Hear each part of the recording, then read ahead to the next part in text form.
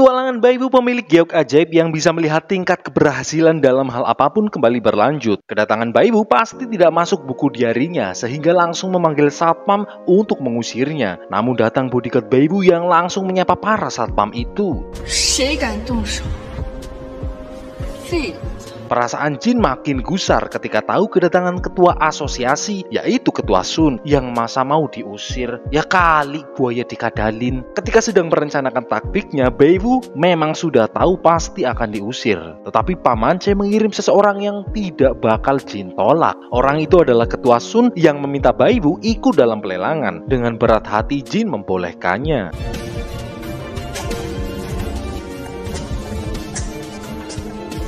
Rencana cukup berjalan baik, tetapi Baiwu masih menyimpan senjata utamanya, yaitu si gendut untuk menyelinap dan mencari laporan buku besar Wanbo. Wanbo mungkin akan menemukan bukti keterlibatan dengan asosiasi Saengong. Walaupun pasti akan sulit Wanbo memeriksa laporan perusahaannya, tetapi Baiwu sudah merencanakan agar rencananya tak bisa ditolak. Baiwu menyuruh Shio untuk melapor KPK kalau kamar dagang Wanbo melakukan pencucian uang. Bahasa Inggrisnya ngucek duit. Litong pun tak berdaya melihat Wanbo datang bersama polisi. Bahkan Litong juga siap menjadi justice kolaborator. Lelang dimulai, barang pertama berupa teko ungu periode Xian Yulong, Dynasty Qing. Harga dibuka 4 juta yuan, minimal kenaikan 200.000. Banyaknya peminat termasuk Baiwu yang menawarnya langsung 8 juta yuan dan tidak ada yang berani lagi menawarnya. Ketika disuruh memberikan sambutan sekaligus foto biar bisa jadi status WA, Baiwu menolak. Nanti aja sekalian, niatnya mau borong. Semua orang terkejut mendengarnya. Barang kedua, vas bunga harga 5 juta. Banyak yang nawar lagi, tetapi lagi-lagi Baiwu menawarnya dengan harga yang tidak nurul, 10 juta yuan. Barang selanjutnya Gucci kembar. Bahkan sebelum selesai memberitahu harganya, Baiwu langsung menawarnya 20 juta yuan. Gimana nggak pada merinding bulu sulitnya? Harganya tinggi banget. Semua barang sudah terbeli oleh Baiwu. Nampaknya iri dengki sudah melekat dengan Jin yang merasa Baiwu mampu membeli karena nonadi. Padahal ya bener, tidak disangka Baiwu langsung memberikan statement dengan kegiatan lelang yang resmi sekelas kamar dagang Wanbo malah menampilkan barang palsu. Jin jelas tidak terima dengan apa yang disampaikan oleh Baiwu dan meminta keadilan dari ketua Sun. Dengan bijak ketua Sun menanggapi dari kacamatanya memang terlihat asli, tapi di era sekarang di mana pemangku jabatan memberikan janji palsu, ada kemungkinan barang yang dipamerkan juga palsu. Jadi pasti akan sulit kalau ingin mengoleksi barang yang asli. Jin masih tidak terima barangnya dibilang palsu. Baiwu harus memberikan buktinya, jangan asal ngebacot. Tantangan itu langsung diterimanya tanpa basa-basi. Baiwu melakukan.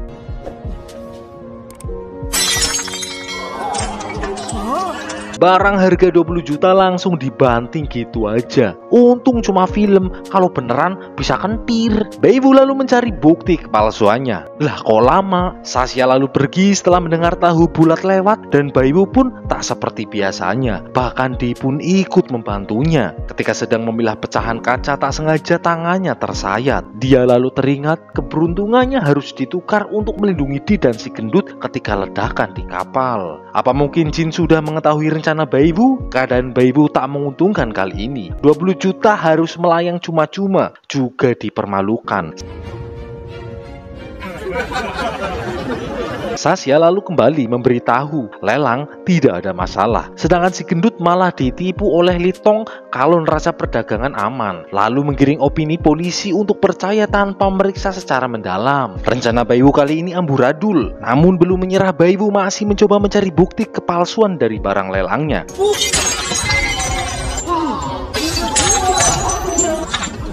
Dalam benaknya penuh pertanyaan, apa yang salah dengan rencananya? Karena bukti masih luput ditemukan. Jin ya bodoh amat soal duit yang dihambur-hamburkan oleh Baiwu. Tetapi fitnah Baiwu yang bilang barangnya palsu itu cukup fatal. Baiwu masih kekeh kalau bukan Jin berarti ayah Jin yang bernama Aceng yang menjual barang palsu juga dan bekerja sama dengan asosiasi Saengong dan harus menangkapnya.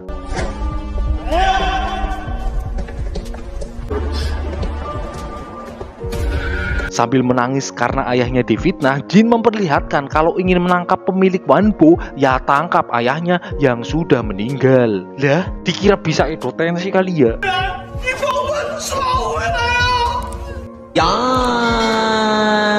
Ayah Jin telah meninggal. Aceng meninggal karena terpeleset dari atas gedung, kepalanya terbentur dan jadi bego lalu meninggal. Tetapi acara tetap berlangsung karena Aceng mengutamakan asosiasi benda antik. Mati pokoknya nomor 2. Jin begitu sedih, ditambah Baiwu dan lainnya seakan tidak memiliki bela sungkawa yang malah menambah masalah. Skenario ini bahkan di luar ekspektasi Baiwu. Jin lalu menuntut agar Baiwu meminta maaf untuk membersihkan nama ayahnya. Tetapi apakah itu benar?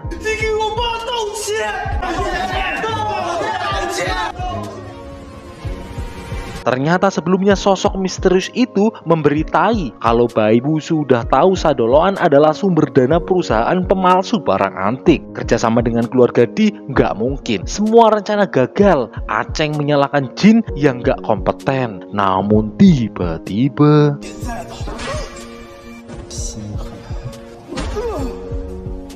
Jin sungguh keji karena tega membunuh ayahnya sendiri. Jin beberapa langkah lebih cepat dan pergerakan Baiwu ada di bawah pengawasannya. Tapi apa mungkin keberuntungannya benar-benar sudah habis? Pasti bukan hanya itu, mungkin memang ada mata-mata. Tiba-tiba saja Jin melakukan...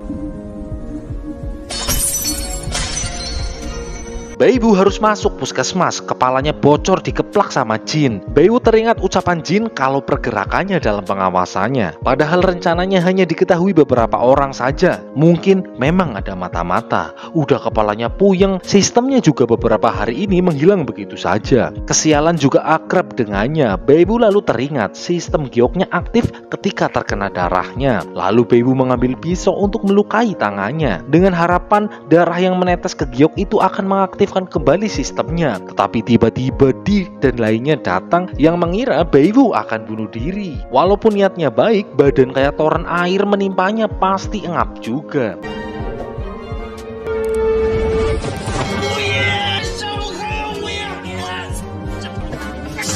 Baiwu nggak ada niat bunuh diri. Dia bilang hanya ingin memotong buah. Dipaham kalau Baiwu sedang tertekan. Tetapi ya jangan bunuh diri, karena itu bukan jalan keluar. Tapi Baiwu kini memang terus dihinggapi kesialan. Kini Baiwu harus fokus saja pada kesehatannya, karena teringat omongan Jin yang selalu memperhatikannya akan percuma saja kalau terus melawan Balai Sengong lagi. Baiwu juga memutus kerjasama dengan perusahaan Di, karena takut hanya menjadi beban dengan kesialannya. Apalagi setelah semua yang telah dilaluinya hingga ledakan yang terjadi yang hampir membuatnya dibuatkan buku Yasin sudah cukup jadi alasan untuk menyerah. Tanpa kata apapun Di lalu pergi disusul dengan yang lainnya. Namun sebelum pergi Huang Bo memakan apelnya agar Baiwu mencium jigongnya. Baiwu lalu menemui Pak Mance untuk mencari kebijaksanaan. Baiwu sedang mengalami kegalauan, termasuk hilangnya rasa percaya ke orang-orang terdekatnya. Seperti pepatah, anak muda menang dengan semangatnya, orang tua menang dengan pengalamannya. Pak Mance juga pernah mengalami kekalahan. Ketika meneliti tentang giok kuno Hetu dan melacak Balai Sengong, ada yang bilang giok itu membawa sial. Benar saja putrinya celaka, cucunya meninggal, hingga penelitiannya pun terhenti. Namun ada seseorang yang menemukan petunjuk tentang giok kuno itu di sebuah pegunungan. Segera Pak Mance mengirim anaknya, tetapi apes, malah kecelakaan, termasuk kantornya juga terbakar, dan data penelitiannya yang bertahun-tahun pun hilang begitu saja. Pak Mance lalu memberikan sebuah kotak yang juga berisikan giok kuno Hetu. Dia memberikannya sebagai bentuk kepercayaannya. Pak Mance telah melakukan penelitian tentang giok itu tapi tanpa hasil. Mungkin giok itu memang berjodoh dengan Baiwu. Dan mungkin dengan ini sistem baru akan digunakan lagi. Baiwu lalu meneteskan darahnya, namun tidak sesuai harapan, tidak ada tanda-tanda sistem aktif. Baiwu harus mempelajarinya lebih dalam tentang giok itu. Baiwu menghubungi Di lalu meminta maaf dan ingin menemuinya. Baiwu lalu menceritakan tentang kekuatan dari giok itu kepada Di yang bisa membaca peluang. Tapi kini sistemnya non-aktif. Kesialan yang menimpanya juga karena sistemnya menguras keberuntungannya. Baiwu meminta maaf karena sudah marah sebelumnya. Dan bukan karena giok ajaibnya rusak, tetapi Beiwu takut ada mata-mata di antara mereka. Beiwu memberitahu kepada Dick kalau bukan takut karena dia mata-matanya, tetapi karena dia adalah wanita yang baik dan berprinsip, sehingga Beiwu mempercayainya. Tapi apakah itu artinya mengajak bercocok tanam?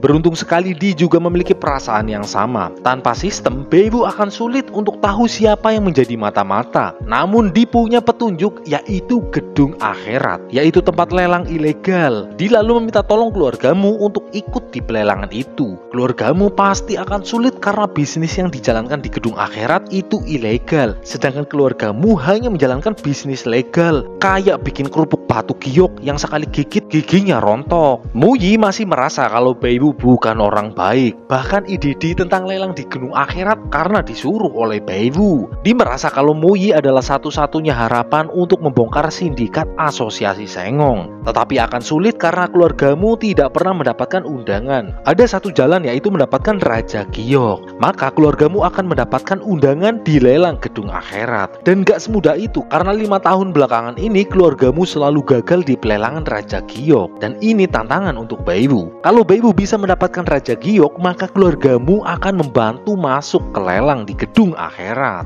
Di meragukannya, karena sistemnya sedang offline, pasti akan sulit mengikuti lelang. Kali ini mereka harus bergerak diam-diam. Di membantu mengecoh mata-mata kalau Beiwu sedang melakukan operasi gawat darurat, boolnya tidak bisa dibuka sehingga tidak bisa dijenguk. Beiwu hanya berdua dengan Muyi. Aturan lelang kali ini melakukan penawaran buta. Ada 8 batu yang akan dilelang. Babak pertama peserta dibolehkan memilih. Babak kedua penawaran harga tertinggi. Dan babak ketiga adalah babak setelah babak kedua. Lah, iya juga sih. Dan penawaran tertinggi yang pasti yang menang. Kemudian datang seorang pemuda dari keluarga Tian, sebut saja Ucok, bersama koleganya Master Weli. Sungguh berat lelang kali ini karena keluarga Tian rival keluargamu. Belum lagi Master Weli, salah satu master di industri batu giok yang bisa velocity, dan dianggap peramal ajaib. Dengan bodi aduhai, Ucok jelas akan notif dengan gunung dan bumper milik Muyi. Ucok mulai ngelantur ngomongin perabotan milik Muyi yang katanya anti karat sampai bisa geter. Persaingan antara keluarga itu terjadi karena rebutan klien. Ucok menganggap Muyi menarik kliennya dengan badannya saja. Ya lelaki mana yang gak suka balon anget? Ucok merasa harus gedein juga kali ya telur rudalnya biar jalannya susah, hingga menarik rasa iba kliennya. Mendengar Muyi dilecehkan, Beiwu membalas, Ucok mungkin memang harus operasi sekalian rudalnya dibuang ganti jalur. Apalagi kalau rudalnya sudah nggak bisa diajak kerja, buang aja, karena jadi pajangan pun juga kurang enak dilihat. Kalau dijadiin gantungan kunci takut bau sampah. Pantas saja Ucok belum menikah, mungkin isu rudalnya lemah memang ada benarnya.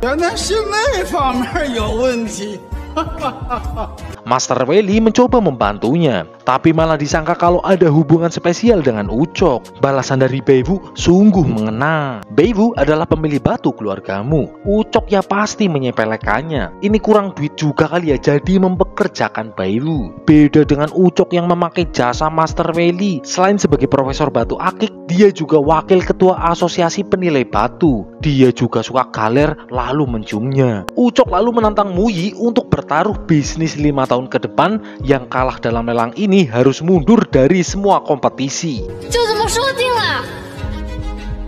Tanpa pikir panjang, Muyi menerima tantangan itu. Beiwu aja minder, tapi kalau sampai kalah, Beiwu bakal disunat seakar-akarnya. Babak pertama dimulai, mereka harus memilih calon Raja Giok dari 8 batu mentah yang ada. Kalau ada pemilihan batu yang sama, maka tawaran tertinggilah yang menang. Info yang didapat, anggaran keluarga Tian itu mencapai 1,2 miliar yuan, sedangkan keluargamu hanya setengahnya saja, 600 juta. Kemudian ada 2 strategi. Yang pertama, memilih satu batu dengan anggaran maksimal agar pasti menang, namun pasti akan sulit menemukan Raja Giok. Strategi kedua, pilih 2 batu, jadi kemungkinan menang 25%, tetapi kalau gagal keberhasilannya akan jadi 0%. Jadi Beiwu memilih strategi ketiga. Lah, emang anak Ucok yang punya dana gendut langsung memilih Giok nomor 1, 3, dan 8. Tahap kedua dimulai. Memilih batu mentah pasti sangat sulit karena nggak tahu dalamnya. Takutnya malah kacang hijau, dikira onde-onde kali ya.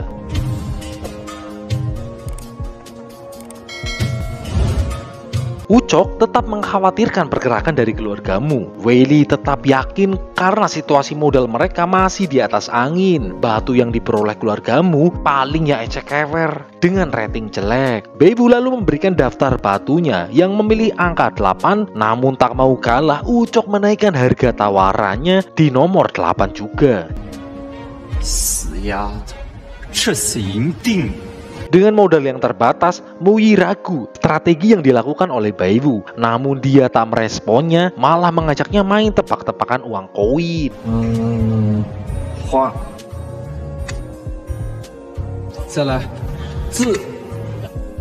Beibu mulai menebak antara angka atau gambar. Entah kebetulan atau tidak, tebakannya salah 9 kali berturut-turut. Dari sini kita tahu keberuntungan Beibu mungkin benar-benar sudah habis. Sekali lagi Beibu mencoba mengajaknya tebakan. Bukannya menunjukkan angka atau gambar, koinnya malah seakan tahu barang empuk. Babak ketiga berakhir. Weili panik, batu tawarannya semuanya terlampaui. Ternyata semua batu Ucok dibeli oleh aliansi yang dibentuk oleh Beibu. Sedangkan Muyi mendapat batu nomor 5 dan 6. Beibu memang sengaja bekerja sama dengan lainnya. Ucok dan Weili jelas tak terima dengan kekalahannya dan menganggap itu curang. Tetapi tidak ada aturan, kerjasama itu dilarang. Sungguh taktik yang cerdik. Lanjut ke proses selanjutnya, yaitu pemotongan batu giok. Weili merasa aneh kalau Beibu membuat aliansi kenapa tetap melakukan penawaran terpisah. Batu pun dipotong memakai geraji mesin, karena kalau dipotong pakai sendok takut tangannya yang meleceh. Batu nomor 1 berwarna cerah secerah wajah, tetapi sayang masih ada cacat. Begitu juga nomor 3 yang ada sedikit cacat. Kalau nomor 8 lebih bagus dengan grade S. Weili yakin kalau nomor 8 itu Raja Giok tahun ini. Walau gagal mendapatkan batu, keluarga Ucok tetap untung karena Muyi pasti mendapat batu yang jelek. Walau batu belum dibuka, Weili yakin dengan penawarannya nomor 5 dan nomor 6 pasti berkualitas buruk. Uang 600 juta pun akan terbuang sia-sia. Padahal harga batunya mungkin hanya 100.000 yuan. Weili dengan julukan kebanggaannya sebagai peramal batu giok nomor 1 di RT-nya mengeluarkan fatwa batu itu jelek. Yuh, kok harap ngapa? Dan kalau tebakannya salah, julukan sebagai peramal giok akan diberikan kepada Beibu dan dia langsung keluar dari industri batu giok pindah ke batu ginjal. Kalau ada Raja Giok di antara batu itu, Ucok juga akan berhenti dari semua kompetisi dan memotong rambut alisnya. Lalu batu pun dipotong.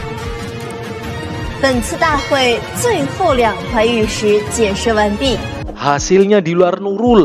Batu pertama berwarna giok hijau murub dan batu kedua bahkan lebih bagus lagi, ungu kristal dengan kualitas zamrud. Harganya ditafsir hingga miliaran yuan. Strategi Beibu yang awalnya diragukan kini terbukti dengan beraliansi kemungkinan menang jadi lebih besar. Beibu juga menggunakan kesialannya karena apapun yang dipilihnya adalah sebaliknya. Beibu menagih taruhan sebelumnya yang tidak disangka Beibu malah mendapatkan 2 Raja Giok. Para aliansi juga berterima kasih yang juga diuntungkan. Dengan mendapatkan 2 Raja Giok, keuangan keluargamu pasti bisa membaik dan bisa buat modal nyalek nanti joget. Lah, jangan itu ya.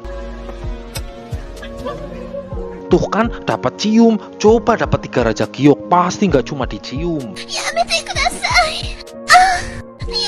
Tiba-tiba sistemnya muncul, namun hanya sebentar. Mungkin itu hanya imajinasi. Taruhan yang sudah terucap harus ditepati. Ucok akan berhenti dari bisnis batu giok. Pelajaran yang berharga didapatnya, seperti kata pepatah, ringan sama dijinjing, berat sama dipukul. Artinya, segala sesuatu yang berat akan lebih ringan kalau tidak dikerjakan. Lah,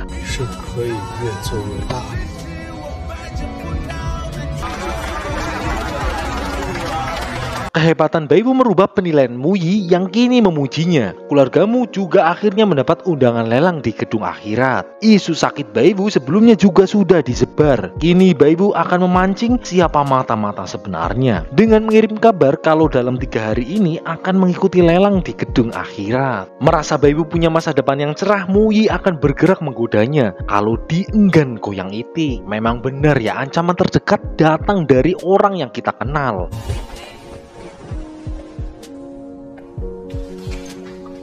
Lelang akan dimulai besok malam. Dia harus melakukan satu hal. Malam harinya di rumah sakit Beibu dirawat, terlihat paman mencurigakan yang langsung melakukan.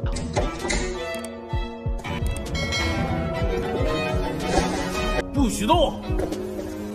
Wang bergabung dalam lelang karena Beiwu butuh tameng buat dipukulin. Pelelangan ini berbeda dengan lelang sebelumnya karena peserta harus menggunakan topeng untuk menyembunyikan identitasnya. Barang yang diperjualbelikan juga termasuk barang yang dilindungi, termasuk semua benda yang akan dilelang. Ketua Gedung Akhirat hadir untuk mengawal jalannya lelang. 8 barang yang ada di depan termasuk giok milik Muyi yang sudah dipasangi alat pelacak. Dan ketika terdeteksi barang palsu, Beiwu akan mengirim lokasinya ke Hansip Ijo untuk menggerebeknya. Rencananya terdengar sederhana tetapi 100% akan ada hal di luar rencana.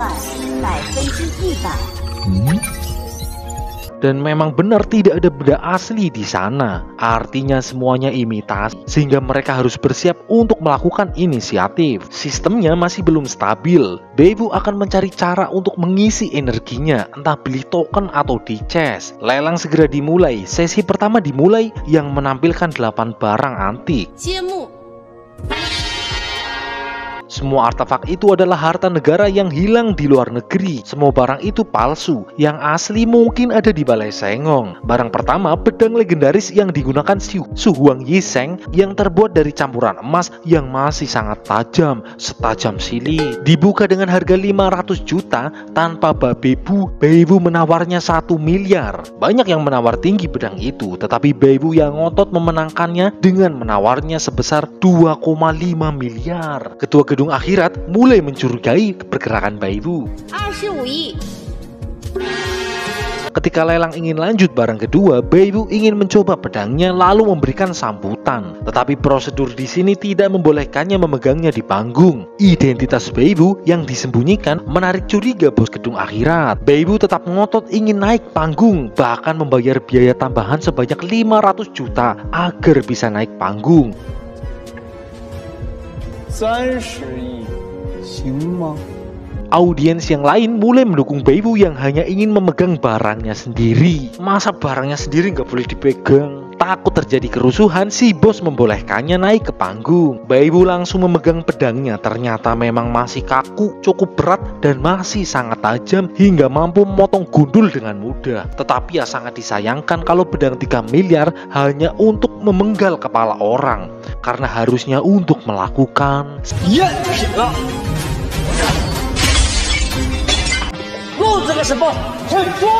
Semua orang terkejut melihat Beiwu mengamuk yang sembari berteriak ada QR di barang lelang. Wang Bo sedikit cemas kalau barang yang dihancurkan asli, bisa-bisa jayanya dibakar. Tetapi dipercaya dengan Beiwu. Orang-orang yang datang mulai mempertanyakan pernyataan Beiwu. Namun apakah yang Beiwu lakukan kali ini akan gagal lagi seperti sebelumnya?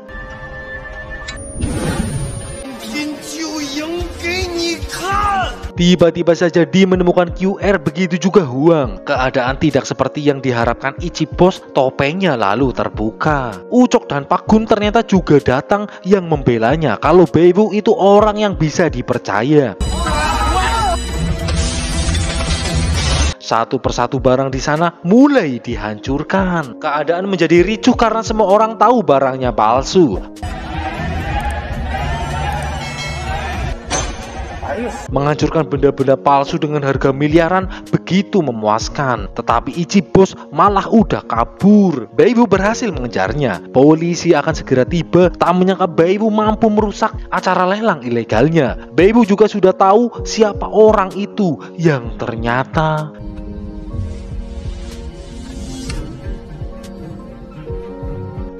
dia adalah Zhang, menantu Pamance. Sebelumnya Beiwu sengaja memberi kabar kepada lainnya kalau ruangannya telah dipindahkan. Setiap orang diberikan nomor kamar yang berbeda, dari si gendut, Xia, Pamance, Bosun hingga Zheng. Tetapi hanya di kamar nomor yang diberikan Zheng lah pembunuh bayaran masuk. Artinya memang Zheng lah mata-mata dari Balai Sengong. Zheng sudah tahu Beiwu memang akan mempersulit pergerakannya. Tak disangka menantu Pamance, seorang pemberantas barang palsu, malah bersekongkol dengan mafia barang palsu. Tetapi Zeng merasa apa yang dilakukannya benar karena terpaksa. Istrinya Yuli koma yang dokter pun tak bisa menolongnya. Satu-satunya harapan datang dari Balai Sengong dengan kekuatan Gyokku no Hetu. Mau tak mau demi cintanya Zeng melakukannya. Zeng juga tahu Beibu memiliki kekuatan itu. Beibu tidak mungkin mengalahkan Balai Sengong. Konon dengan kekuatan batu itu bisa memulihkan orang yang sudah meninggal. Zeng ingin Beibu menyelamatkan Yuli, walau nggak tahu bisa apa nggak Beibu akan melakukannya. Tiba-tiba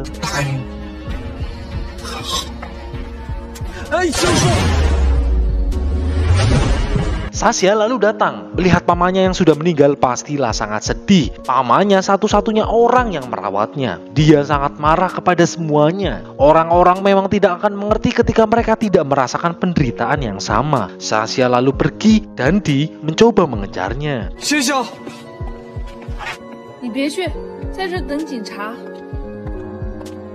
Kamar dagang Wanbo akan segera digerebek karena sudah menemukan bukti hubungannya dengan gedung akhirat di laptop milik Jin. Tetapi tidak ada petunjuk tentang Balai Sengong. Di lalu mencari Sasha yang hanya menemukan sepatunya. Keadaan terasa mencurigakan. Benar saja, Sasha sudah tertangkap. Sasha, Di mencoba menolongnya, tapi tiba-tiba cemas tidak ada kabar, Beibu lalu terlihat panik mendengar teriakan Di dari telepon. Dengan suara menyebalkannya, Beibu langsung tahu kalau pelakunya adalah Jin Yulong. Dia menyandra mereka berdua. Dalam 1 jam, Beibu harus menemuinya tanpa memberitahu polisi. Kalau tidak, mereka berdua akan segera masuk berita. Dan part ini pun selesai sampai di sini. Masih ada 1 part terakhir, jadi kalian harus tetap tonton series ini sampai selesai. Terima kasih yang sudah nonton. Sekian dan matur nuwun. 基友龙。